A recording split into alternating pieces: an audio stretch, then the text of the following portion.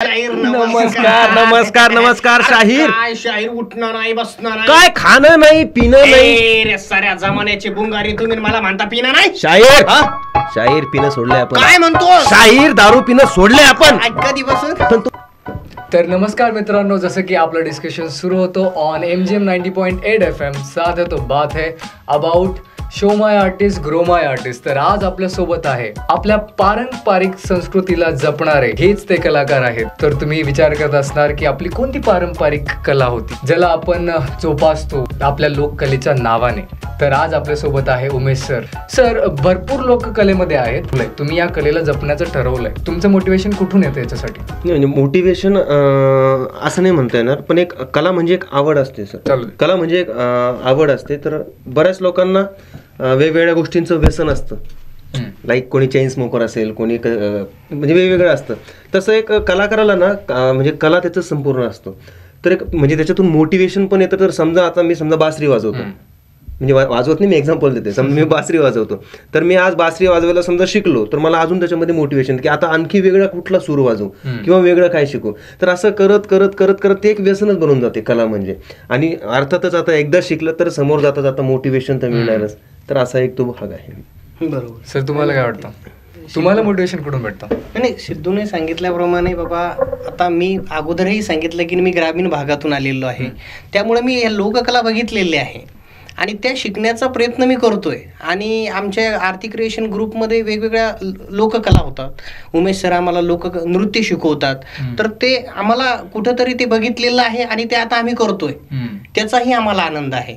आणि गणेश चंदन शिवे सरांकडे मी थोडंफार गायनही शिकलोय.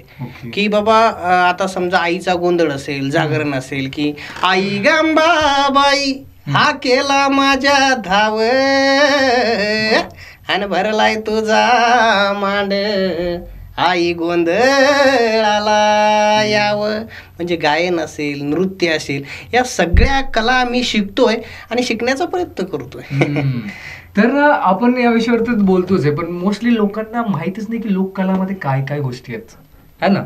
जसं की मला तर एवढं माहिती आहे की लोककलामध्ये आपण लावणी करतो.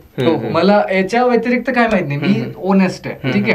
पण अजून या व्यतिरिक्त काय काय गोष्टी आहे तर मला माहित नाही. याचा अर्थ काही भरपूर ऑडियन्सला माहितीही नसणार, पण ज्यांना ज्यांना माहिती ती चांगलीच गोष्ट आहे.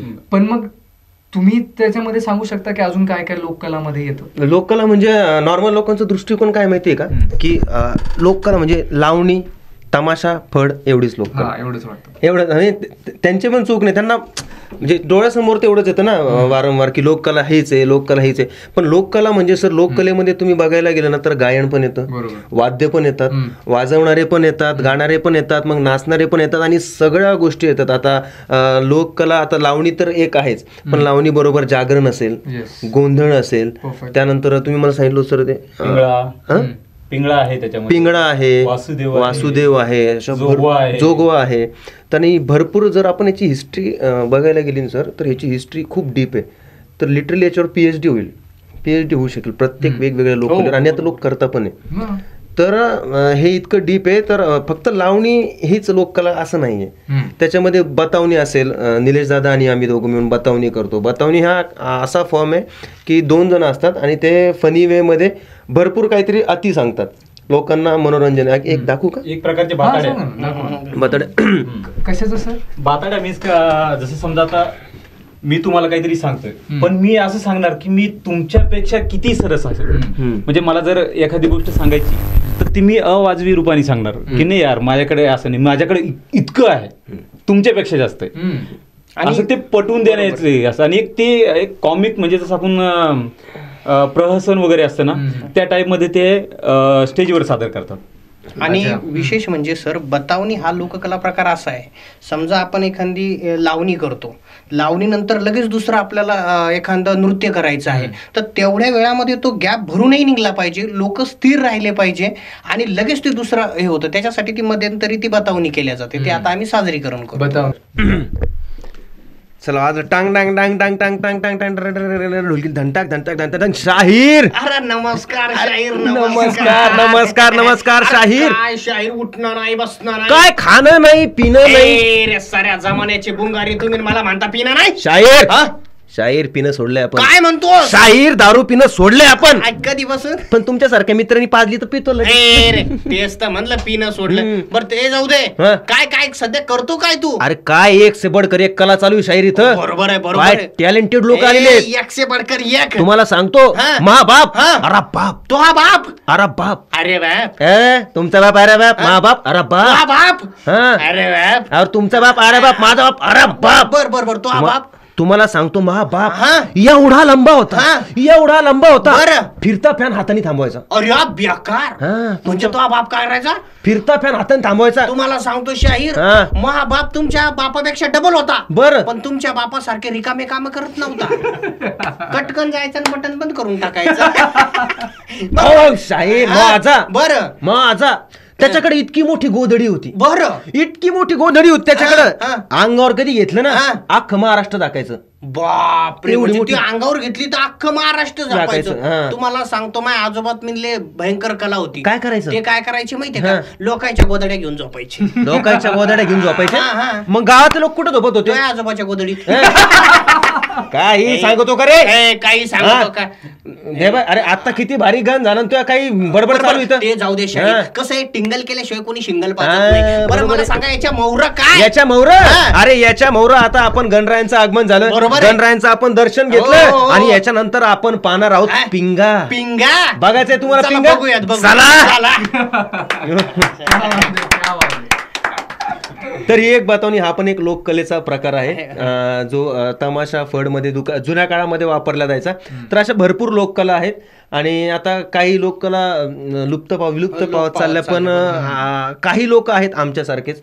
आता भरपूर लोक आम्हाला म्हणजे बिऑनेस्ट नाव पण ठेवतात की हे लाईव्हच करत नाही, ह्यांनी काहीतरी वेस्टर्न फॉर्म आणलाय.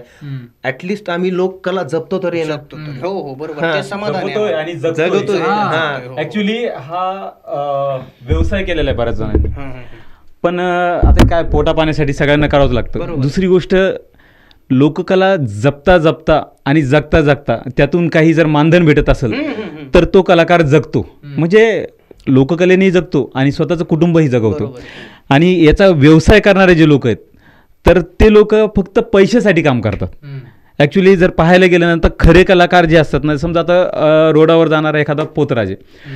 ॲक्च्युली पोतराज हा जगतोय कसा, तो दिवसभर सकाळपासून संध्याकाळपर्यंत तो स्वतःच्या अंगावरती तो कोरडा मारून समजा देवाकडे जो विनवणी करतो की सगळ्या जगाचं दुःख सगळं माझ्या अंगावरती येऊ दे वगैरे वगैरे. आणि दिवसभरात जर पाहिलं तर त्याच्याकडे काय कमवतो तो 100 ते 150 रुपये. पण त्याच्यावरती जे काय PhD करतात, थिसिस लिहितात ते लोक आज लाखोनी त्यांना जसं आपण स्कॉलरशिप म्हणा किंवा फेलोशिप हे मिळून त्यांच्याकडं पैसा येतो. ॲक्च्युली जर पाहायला गेलं तर खरे कलाकार नाहीत ना, तर ते रोडावरती आहेत. पण आता आम्ही त्यांच्याकडून जे काही शिकतो, आम्ही जे बघतो त्यांना, तर त्यांच्याकडं बघून जे काय थोडंफार नृत्य करतो ते स्टेजवर सादर करून त्यांची लोककला आम्ही त्या प्रकारे जपतोय. आणि हे असंच होत चाललेलं आहे. आता समजा आम्ही जसं सिद्धू सरांनी सांगितलं की आपण लाईव्ह करत नाही. ॲक्च्युली लाईव्ह पण आपण करतो, परंतु आता जी डिमांड असेल, समोर आपल्याला एखादा कार्यक्रम आलेला आहे तर त्या कार्यक्रमामध्ये आपण लोकनृत्य, आता जसं आपला कार्यक्रम आहे आरती क्रिएशन, आरती क्रिएशन हा ग्रुप जो आहे तो लोककला आणि लोकनृत्यावर आधारित कार्यक्रम आहे. ॲक्च्युली आपण जो करतोय आता सर्वजण, प्रत्येकजणाचं बाज वेगळा आहे. बरोबर. काही जण जे करतात ते लाईव्ह, ॲक्च्युली त्यांचा खूप मोठा संच असतो, परंतु आपलाही संच खूप मोठा आहे. आता हे जे करतोय हे लाईव्ह करता करता आपण ट्रॅककडे वळालेलो आहे. हां, ट्रॅककडे का वळालेलो आहे? कारण हे खूप समजा आता आपल्याकडे कलाकार खूप कमी आहेत. त्या कलाकारांना घेऊन आपल्याला सगळं सादर करायचं आहे, तर ते खूप कमी वेळात आणि खूप कमी कलाकारांमध्ये आपल्याला ते सादर करता येतं. बरोबर. हे जर आपण लाईव्ह करायचं म्हणलं तर आपला डान्स समजा जे काही लोकनृत्य सादर करतात किंवा जे काही कला सादर करतात तो ग्रुप, वाद्यवृंद असा खूप मोठा संच घेऊन जाणं, हां, तर ते सादर करायलाही समजा आता समोरचा व्यक्ती जर अफोर्ड करत नसेल तर हे कमी याच्यामध्ये त्याला ते सर्व भेटून जातं. ॲक्च्युली स्टेजवरती हा परफॉर्म करणं हे आमच्यासाठी भाग्यच आहे. हां, तर हा जो संधी मिळते हे फक्त आमच्या आरती मॅडममुळं. आणि मला तरी वाटतं की आपण ही जसं लोककला आणि लोकनृत्याची जी कला जगतोय तर त्या निमित्ताने आम्हाला प्रचार आणि प्रसार जो करतोय तर ती संधी उपलब्ध करून दिलेली. बरोबर. तर मला तरी वाटतं की आपण सर्वांनी मिळून हे असंच पुढं हा गाडा आहे ना हा असाच पुढत नेत राहू. ॲक्च्युली कोण काय म्हणाल याची पर्वा न करता. बरोबर. जसं आपल्याला तुम्ही सांगितलं की माघारी बोलतायत ते बोलू द्या, आपल्याला काही फरक नाही पडणार. हे बघा 2 शब्द आपल्याला सांगणारे किंवा आपल्याला मार्गदर्शन करणारे कोणी येणार नाही, पण पाय ओढणारे भरपूर भेटणार आहे आपल्याला. ॲक्च्युली आपण काही चुकत असेल ना तर मला तरी वाटतं की जे काही ज्येष्ठ असतील जे काही जाणकार असतील त्यांनी येऊन आपली चूक सुधारावी, पण त्यांनी पाय ओढू नये. हां नाही आणि मला असं वाटतं सरांनी सांगितलेलं ते बरोबर आहे ना. आता आपल्या ग्रुपचं नावच आहे गंध मराठी मातीचा आणि तिच्यामध्ये नृत्य आणि नाटिका ह्या गोष्टी आहे. आता आमच्या आरती पाठणकर मॅडमचं एकच म्हणणं आहे की बाबा आता तुम्ही सोबत ते गायणारे वाजवणारे ह्या सगळे जर कधी घेऊन गेला ते बजेटही वाढणार आहे ना, आणि समोरचा व्यक्ती ते बजेट द्यायला विचार करेल ना. त्यामुळे आम्ही काय करतो, समोरचं बजेट आहे ना मग आम्ही तुम्हाला तेच देतो ना. मग त्यामुळे ही लोककला चालते, लोकनृत्य चालते, अशी ही एक कन्सेप्ट आहे आणि मी ते प्रामाणिकपणे करतो. आता समजा जागरण गोंधळ करायचा असेल तर आम्ही ते टेप रेकॉर्डवर करतो, तर ते गंज टेप रेकॉर्डवर असेल पण आम्ही पूर्णपणे नृत्य करतो. मी साडी घालून नृत्य करतो, ते काय जोगवा करतो, तर ते परफेक्ट मी तिच्यामध्ये उतरतो ना. त्यामुळे आम्ही ते प्रामाणिक करण्याचा प्रयत्नच करतो असं मला वाटतं. नाही पहिले जोगवा जो हा प्रकार आहे जसं की टीव्ही मध्ये दाखवायचे पहिले, तर मला असं वाटायचं की हे पुरुष का बरं महिला बनतात. ऍक्च्युली जोगवा जो आहे ना साऊथकडे जर गेलो आपण तर यल्लमा देवी, आणि महाराष्ट्रात आल्यानंतर तीच देवी रेणुका देवी.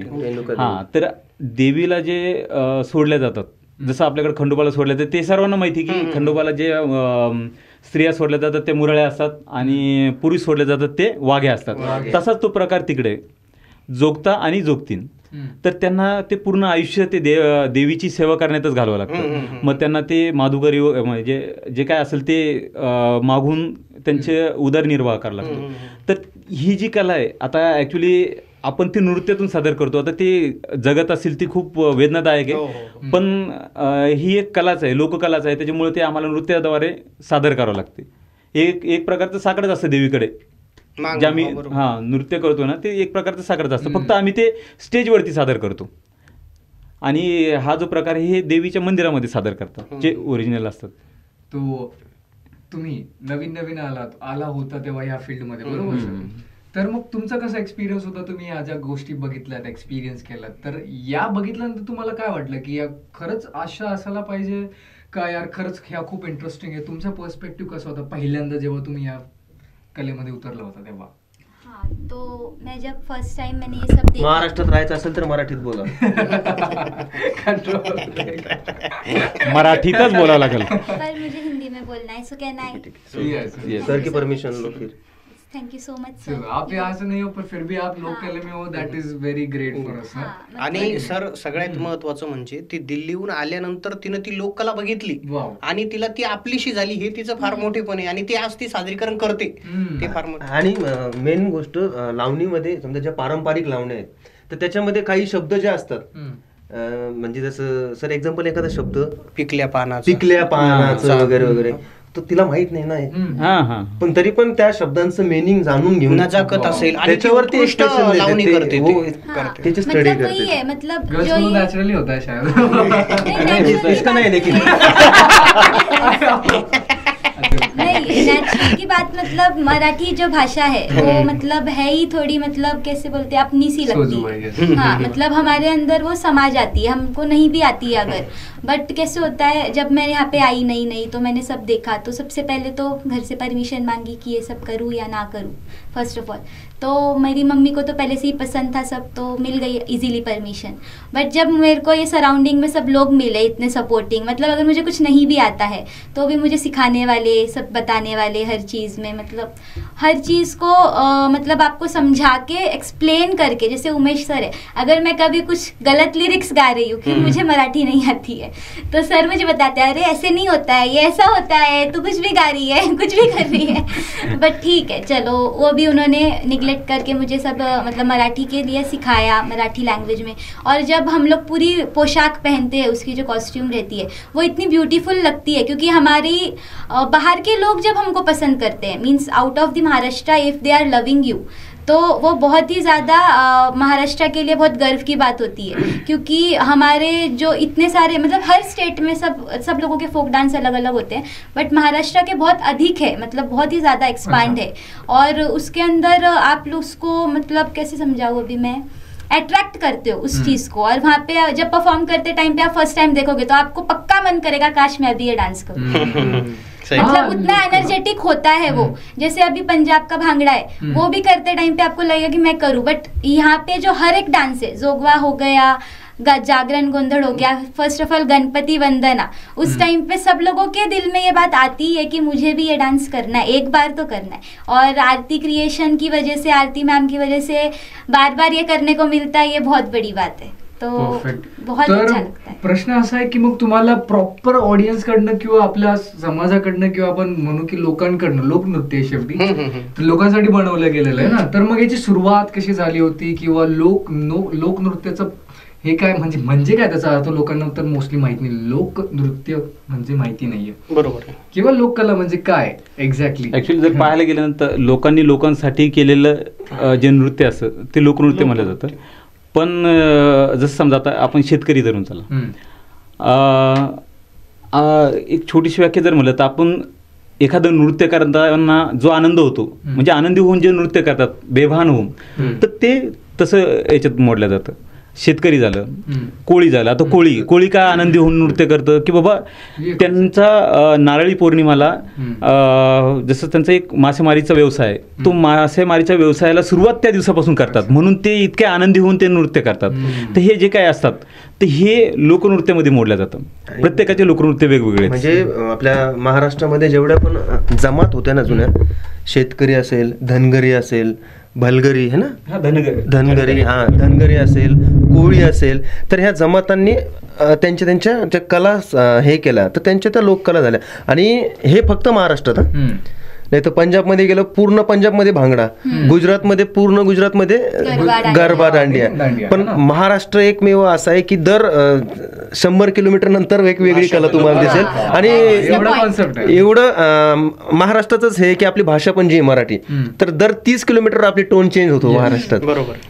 तर हे खासियत आहे आपल्या महाराष्ट्राची. आणि तुम्ही म्हणतायत की बाबा लोककला म्हणजे काय, तर पूर्वी म्हणजे पहिले काय होतं, सुरुवातीला टीव्ही सारखं माध्यम नव्हतं, मोबाईल नव्हतं, तर हे लोक काय करायचे, गाव वस्तीवरती काय करायचे, स्वतःच काहीतरी वेगळं करायचे. त्याला नाव दिलं होतं त्यावेळेस कलापथक. म्हणजे तमाशाच्या अगोदर आलेलं ते कलापथक, आणि नंतर मग तमाशा आला. कलापथकामध्ये काय असायचं, समजा गावगाड्यातले दिवसभर शेतकरी काय करायचे, दिवसभर शेतात काम करायचे, आणि काम करून आल्यानंतर त्यांचा थकवा घालवण्यासाठी ते काय करायचे, तिच्यातच 2-4 तरुण असायचे, उत्साही असायचे, मग ते साडी घालायचे, वेगवेगळे ते हे करायचे. म्हणजे तिथून ती लोककला सुरू झाली. म्हणजे लोकांनी लोकांच्या मनोरंजनासाठी निर्माण केलेली कला म्हणजे लोककला, आपल्याला सर्व म्हणता येईल. अशा पद्धतीने ती लोककला पुढे पुढे येत गेली. पण आज कुठंतरी हे एक माध्यम आलेलं आहे ना, त्यामुळे ही लोककला कुठंतरी असं लोक पावत चालली असं आपल्याला ते कुठेतरी वाटतंय. पण ती जाऊ नये याच्यासाठी आम्ही ते काम करतोय. कुठेतरी आता जुन्या काळात ज्या लावण्या व्हायच्या, म्हणजे लावण्याचे भरपूर प्रकार, लावणीला खूप निगेटिव्ह प्रकार, मी तेच तोच पॉइंट मी आता प्रकार आता झालेला आहे. ऍक्च्युली काही जो लावण्या करतात, काही असेल खूप चांगले नृत्य करतात, चांगले आर्टिस्ट आहेत, पण ते सादरीकरणाची जी पद्धत आहे ती चुकीची आहे. ऍक्च्युली बॉलिवूडमध्ये जसं आयटम सॉन्ग म्हणतात त्या प्रकारे आपल्या लावणीला बघायला लागलेत. का तर ते फक्त त्यांचा पेहराव, त्यांचं नृत्य करण्याचं जी स्टाईल आहे ती, त्याच्यामुळे ती वेगळ्या पद्धतीने त्याला नाव ठेवलं गेलेलं आहे. आणि आपल्या जे लोककलेची लावणी त्याच्यामध्ये त्यांचा पेहराव, त्यांच्या पायात घुंगरू, त्यांचा साज, त्यांचा मेकअप, लावणीतून त्यांचं लावण्य ते दिसलं पाहिजे, ना की त्यांचं ते बिभत्स रूप ते नाही दिसलं पाहिजे, सोज्वळ रूप दिसलं पाहिजे. लावणीतले खूप मोठे प्रकार आहेत, तर त्यातले बरेचसे प्रकार आपण विसरत चाललेलो आहे. कारण त्याचं कारण फक्त हेच आहे की हे जे आता चाललेलं प्रकार. आणि लावणीचे जे प्रकार आहेत वेगवेगळे, म्हणजे खडी लावणी, बेठी लावणी, तमाशाची लावणी, फडाची लावणी, किंवा अजून कोणती शृंगारिक लावणी, हे अशा लावणीचे प्रकार आहेत, पारंपरिक लावणी. मग लोक शृंगारिक लावणीकडे जास्त फोकस करतात लोक. पण आता एकच लावणी ते पण कोणतं तुम्हाला तर माहितीच आहे, सगळ्यांना माहिती आहे, पाटलांचा बैलगाडा बैलगाडा. That is not allowed. लावणी नाही, पण त्यांचं जे हे आहे सर, ऍक्च्युली ते प्रकार चेंज होत प्रकार चेंज होत चालले. Evolution त्यांना आधी लावणीचे आर्टिस्ट म्हणूनच बोलवलं जायचं. मी नाव घेत नाही आता. नाही, आता तुम्हाला सांगतो, सुरेखाबाई पुणेकर असेल, अशा बऱ्याच म्हणजे लावणी नर्तिका आहे, त्यांनी खूप, आणि त्या ज्यावेळेस लावणी करतात ना तर त्या खरंच त्या बघाव्याशा वाटतात. पण आता हल्ली त्या आता लावणीच्या नावाखाली तो प्रकार चाललाय ना, तो फार विचित्र चाललाय आणि तो नकोसा झालेला आहे. तो तुम्हाला पूर्वी सांगतो, मी असं ऐकलेलं आहे की नवरा बायको दोघंही तमाशा बघायला जायचे. म्हणजे तमाशाकडे बघण्याचा दृष्टिकोन तेव्हा वेगळा होता. आज तमाशा तुम्ही बायकोला घेऊन बघू शकत नाही, किंवा लेडीज तमाशात येऊ शकत नाही. अण्णा भाऊ साठेंनी वगामध्ये माझी मैना गावावर राहिली हे मांडलेलं आहे, आणि शेतकऱ्याचं दुःख अण्णाभाऊ साठेंनी तमाशामधून सांगितलेलं आहे, सादर केलेलं आहे. तर त्या गोष्टी आता कुठंतरी राहिल्या नाही. त्यामुळे आज कुठंतरी ते तमाशाकडे बघण्याचा दृष्टिकोन असेल किंवा लावणीकडे बघण्याचा दृष्टिकोन असेल, हा माणसाचा बदललेला आहे. की हे आपले जे लोकनृत्य आहे, लोककला आहे, त्याच्या पाठीमागे सायंटिफिक रिझन्स पण त्याच्यावरती आहेत. सायंटिफिक रिझन सर, लोकनृत्य सायंटिफिक रिझन म्हणजे काय असतं, म्हणजे का तुमचा फिटनेस आला समजा एखादा, तुम्ही जर ते नृत्य केलं तर ऑटोमॅटिकच तुमच्या रक्ताभिसरण आहे ते व्यवस्थित राहील, तुमच्या फिटनेसमध्येही चांगलं राहील. आणि सायंटिफिकली असं काही हे नाही आहे, त्याला कारण नाही आहे की बाबा ते लोकनृत्य केलंच पाहिजे. आता ॲक्च्युली समजा मी शेतकरी आहे किंवा मग मी कोळी आहे, तर ते मी माझा आनंद व्यक्त करताना मी बेभान होऊन नाचत, तर ते त्यावेळीच नाचणार, ते असं कंटिन्यू नसतं त्यांचं काही. आणि ही जे लोकनृत्य हे जपण्यासाठीच आपण जे करतोय हे स्टेजवरती दाखवतोय. ऍक्च्युली हे वर्षातून एकदा किंवा दोनदा करतात, हे नेहमी नसतं त्यांचा आनंद हे जेव्हा साजरा करतात तेव्हा नृत्य करणार. इसका प्रॉपर मोटो साइंस एंड संस्कृति आएगा. मतलब आप साइंस के थ्रू आपकी बॉडी को जो भी डिटॉक्स कर रहे हो, कंज्यूम कर रहे हो वो भी, और उसके साथ आपकी संस्कृति भी आणि विशेष म्हणजे सर, आम्ही काय करतो, समजा शेतकरी नृत्य दाखवतो ना, तर आम्ही ते शेतकरी नृत्य तशा त्या गावाचं म्हणजे तसं ते सादरीकरण झालं पाहिजे. म्हणजे मग बैलही सुद्धा आम्ही आणतो स्टेजवरती, मग ती बायको कशी त्या म्हणजे तिच्या नवऱ्याला ती कशी भाकरी घेऊन जाते, या सगळ्या गोष्टी आम्ही त्या तिथं त्या नृत्यामध्ये म्हणजे दाखवण्याचा प्रयत्न. बऱ्याच समजा आम्ही महाराष्ट्राच्या बाहेर गेलो तर शेतकरी हा तिकडाचा म्हणजे बाहेरचा वेगळा शेतकरी आणि महाराष्ट्रातला शेतकरी वेगळा, पण त्याचं सादरीकरण करताना नाही का महाराष्ट्रीयन जसे आहेत, जसं इथे आपण जे दाखवतो इकडचं समजा सकाळी इकडे आल्यानंतर वासुदेव येतो, सकाळी वासुदेव आल्यानंतर त्यांनी मग आपल्या ज्या माता भगिनी असतात ते येतात वृंदावनला, ते काय जे असं सकाळची पूजा वगैरे, त्यानंतर सकाळचं जसं काही बैल घेऊन त्याच्या शेताकडे निघतात, काही माता भगिनी पाणी भरायला जातात, अशी सगळं जे सिनरी ते आम्ही त्याच्यात दाखवतो. अच्छा, हा. तर हे सादरीकरणामध्ये तुम्हाला डेफिनेटली खूप साऱ्या प्रॉब्लेम्स फेस करावे लागत असतील, बरोबर? प्रॅक्टिसच करावं लागते. मेन काय असं म्हणजे तुम्ही जर प्रॉब्लेम म्हणून कोणतंही काम केलं ना ते काम सक्सेस होतं नाही. तुम्ही जर त्याच्यात डेडिकेशन देत असाल ना तर ते काम तुमचं सक्सेस झाल्याशिवाय राहणार नाही. बरोबर. विषय असा आहे की आपण जो सादर करतोय ते जर डोक्यात घालून घेतलं की नाही यार आपल्याला खूप टेन्शन आहे, खूप प्रॉब्लेम आहे, ते काम होणारच नाही तुमच्याकडे. आणि आपल्याकडचा हा जो ग्रुप आहे आरती क्रिएशन नावाचा, आता याला झाले जवळपास 12 ते 13 वर्ष, आणि ती जी सवय झालेली आहे आणि आपल्याकडून जे घडले गेलेले कलाकार आहेत त्यांना जर तुम्ही विचारताल ना की आपला ग्रुप कसा आहे तर ते नक्कीच सांगतील की तुम्ही जर कलाकार असाल तर हा ग्रुप तुम्ही नक्की जॉईन करा आणि तिथे अनुभव घ्या. आणि राहिला संभाजीनगरचा विषय, तर संभाजीनगरमध्ये हे कला जोपासणारे असे किती आर्टिस्ट आहेत की का भरपूर आहे ना? भरपूर ग्रुप आहेत ना. हे बघा, मी जसं सांगितलं तर काही जण व्यवसाय करतात, काही जण ही कला जोपासतात आणि काही जण जगतात. तर ते त्यामध्ये आम्ही पण आहे. समजा आम्ही पण ही लोकनृत्य आणि लोककला जी आहे ती जगतोय आणि जपतोय पण.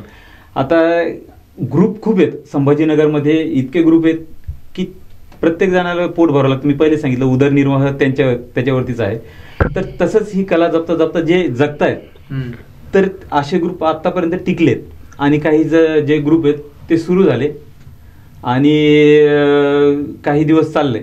मे बी समजा काहींना नोकऱ्या लागल्या, काही जण शहर सोडून गेले, अशामुळे ते थोडं थांबलं गेलं. पण आपल्याला थांबून जमणार नाहीये, बरोबर. त्यामुळं आपला जो ग्रुप आहे तो कंटिन्यू चालू आहे आता. जसं की आणि आमच्या ग्रुपचं जे वैशिष्ट्य आहे तर ते असं आहे की लर्न अँड अर्न. म्हणजे शिका आणि कमवा. तर आपल्याकडे डान्स हा फ्रीमध्ये शिकवला जातो जितके पण स्टुडंट, आणि वरतून जर शोज वगैरे काही आलेच तर त्यांना पे पण केलं, मानधन पण दिले. म्हणजे आवडही जोपासल्या जाते आणि आपल्याला इन्कम. आता हे सरांचं मी कन्सेप्ट क्लिअर करतो. पेमेंट घेणं म्हणजे हा व्यवसाय झाला.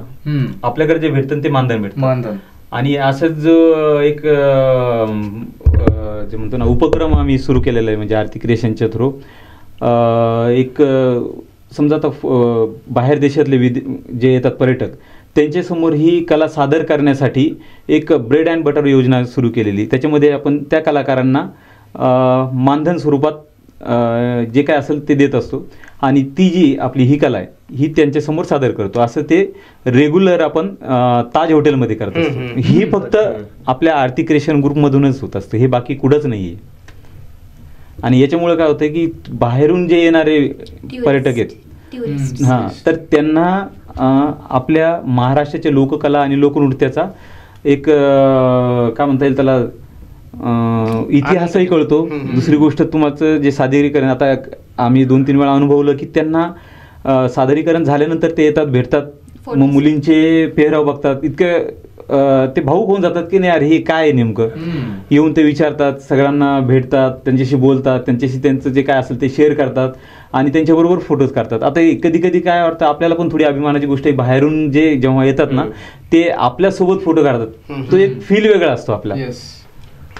इवन G20 के टाइम पे भी जो डेलीगेट्स आए थे बाहर के, वो लोग भी हमसे इतना अट्रैक्ट होके, मीन्स वो लोग कितने अपर लेवल पे किस पोजीशन पे होंगे हम लोगों को तो आइडिया नहीं था, बट अगर वो डेलीगेट्स बन के आ रहे हैं तो ऑफ कोर्स वो लोग बहुत अपर पोजीशन पे होंगे. मैं आपकी एक छोटी सी बात करता हूँ. इनको प्रोटोकॉल था कि किसी से ना मिले, किसी से ना मिले, पण ते सर्व कलाकारांनी आमच्यामध्ये येऊन स्टेजवरती डान्स केला, हमारे साथ मिलकर.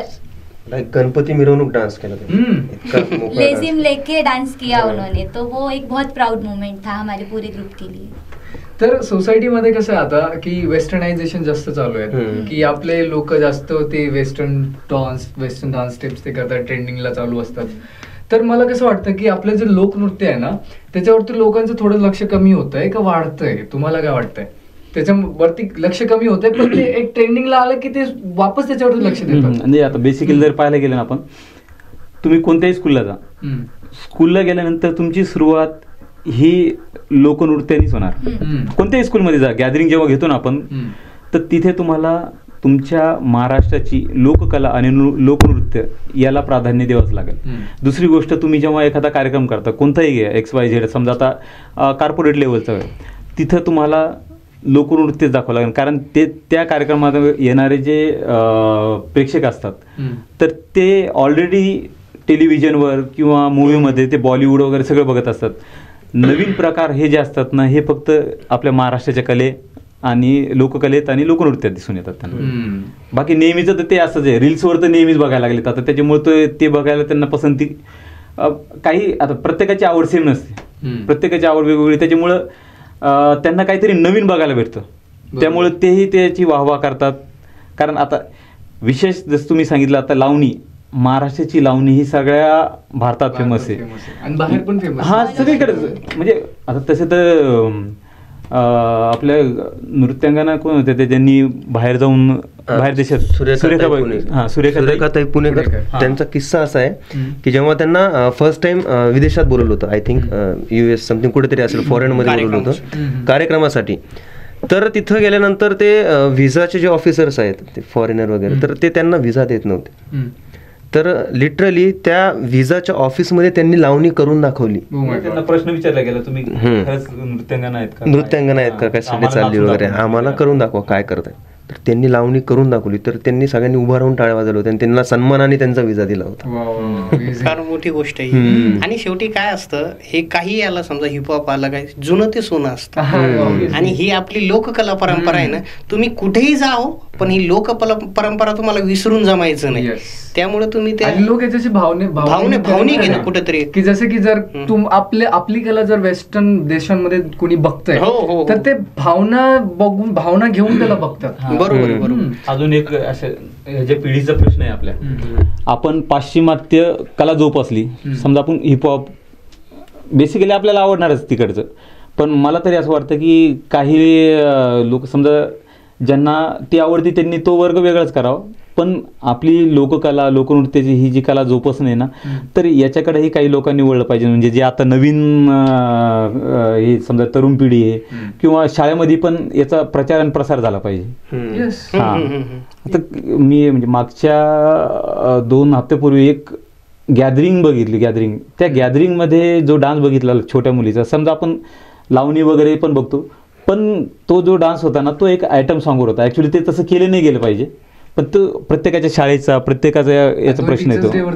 हां, ते टीचर्स डे वरती टीचर्स डे, हां नाही बोललं पाहिजे हे. हां, नाही ही गोष्ट सांगणं काय गरजेचं आहे.